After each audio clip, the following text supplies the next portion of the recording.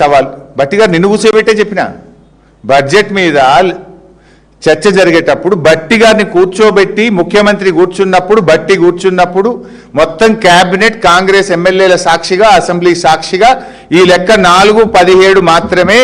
ఇప్పుడు ఇందులో తప్పు ఉంటే ఇప్పుడే చెప్పండి, ఇక్కడే చెప్పండి. Come on let us discuss. 4-17 ఇందులో సీతారామ, పాలమూరు, కాళేశ్వరము, మిషన్ భగీరథ అన్ని కలిపి 4-17 అని నిండు అసెంబ్లీలో నేను చెప్పిన. నోర్లు మూసిండ్రు, తలలు వంచిండ్రు.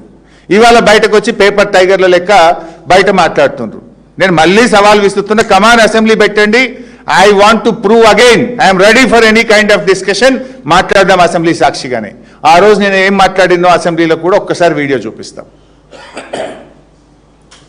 బీఆర్ఎస్ ప్రభుత్వ 10 ఏళ్ల కాలంలో రాష్ట్ర ప్రభుత్వం కట్టే అప్పు మేము చేసింది కేవలం 4,17,000 కోట్లు మాత్రమే, including FRBM loan, Kaleshwaram loan, mission Bhagiratha loan, కార్పొరేషన్లు అప్పు తీసుకొని రాష్ట్ర ప్రభుత్వం కట్టేటి కూడా కలుపుకొని 4,17,000 మాత్రమే. దీని మీద ఎప్పుడు ఎక్కడ ఏ టీవీ డిబేట్ కైనా, ఎక్కడ బహిరంగ చర్చకైనా, ప్రజల మధ్యనైనా, శాసనసభలోనైనా ఐఎమ్ రెడీ ఫర్ డిస్కషన్. అధ్యక్ష, ఈ విషయం అసెంబ్లీలో ఒకసారి చెప్పలే, 2 సార్లు చెప్పిన అసెంబ్లీలో. ఒకటేమో 19th డిసెంబర్ 2023 నాడు ఒకసారి అసెంబ్లీలో చెప్పిన, వైట్ పేపర్ మీద మాట్లాడేటప్పుడు ఇదే విషయం చెప్పిన. మళ్ళీ అసెంబ్లీలో ఈ డేట్ కూడా చెప్తున్నా, ఏ రోజు అసెంబ్లీలో మాట్లాడినో. 20th డిసెంబర్ 2024, 20 డిసెంబర్ 2024 నాడు ఈ అసెంబ్లీ సాక్షిగా ముఖ్యమంత్రి, ఉప ముఖ్యమంత్రి, క్యాబినెట్ అందరూ కూర్చున్నప్పుడు అసెంబ్లీలో చెప్పిన మాట. తలకాయలు వంచుకున్నారు తప్ప ఒక్కరు లేచి మాట్లాడలే ఆ రోజు. ఇలా బయట వచ్చి పేపర్ టైగర్ల లెక్క మాట్లాడుతున్నారు. మరి ఆ రోజు నేను చెప్పే ఫిగర్ తప్పైతే అప్పుడే మాట్లాడాలి కదా. మళ్ళా పెట్టండి అసెంబ్లీ, మాట్లాడదాం. నేనేం మీ బుక్ పట్టుకునే మాట్లాడుతున్నా కదా, నీ ఆధారంగానే మాట్లాడుతున్నా కదా. This is the white paper you presented in the assembly. This is not my story. ఇక అసలు వీళ్ళు మాట్లాడే దాంట్లో ఈ అప్పుల విషయంలో ఇంకోటి కూడా చెప్దాము. ఒక లెక్క ఉన్నదే వైట్ పేపర్లో ఎంత అప్పని చూపించిండ్రు, 6,17,000 ఎంతో చూపిండ్రు.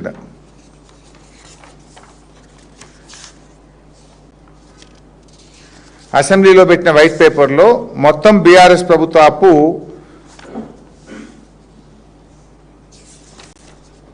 6,71,757 కోట్లని చూపించినారు.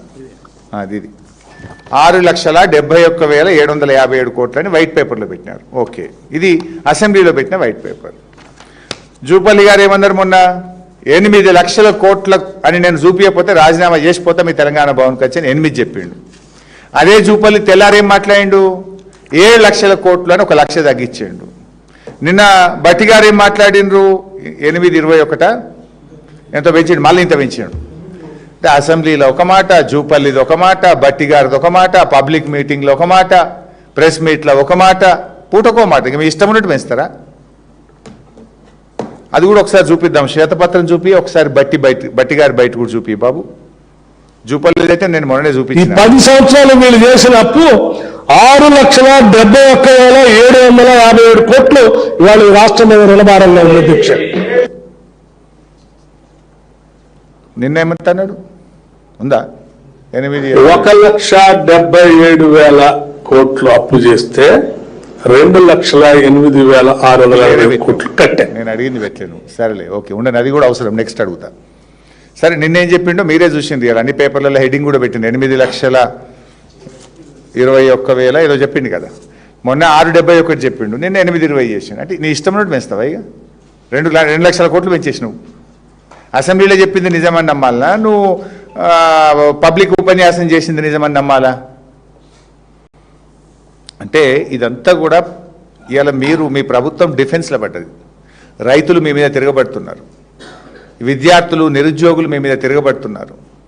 ఇవాళ మహిళలు తిరగబడే పరిస్థితి వచ్చింది.